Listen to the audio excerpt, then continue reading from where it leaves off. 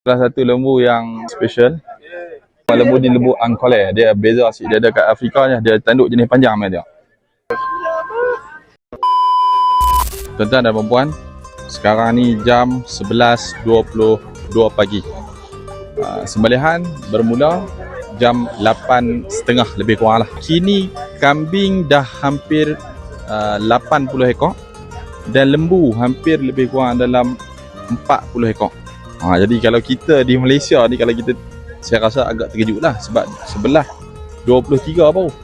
Jadi inilah proses yang berlaku kat sini yang kami saksikan sendiri. Sebab apa kat sini, wallahualam, apa yang saya nak kata, mungkin lebih mudah untuk nak rebahkan dia punya lembu. Dia pun tak perlu ramai, mungkin 2 orang je lembah lembu.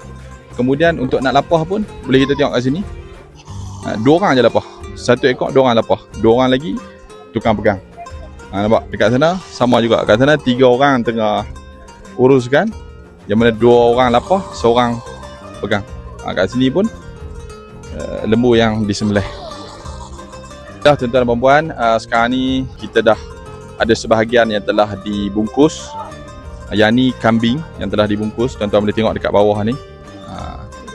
Dan proses sembelihan masih lagi berjalan. Potongan lapah, potongan kecil masih lagi berjalan. Ni hanya sebahagian yang telah dibungkus. Yang ni kambing.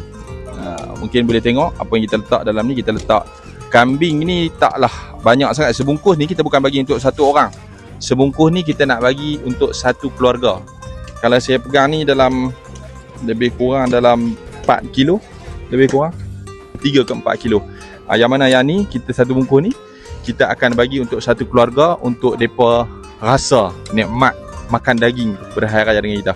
Dan tuan-tuan boleh tengok dekat belakang saya ni, ni mereka dah duk tunggu ternanti-nanti nak terima daging-agihan. Mereka ni orang yang duduk berdekatan sini, kawasan sini.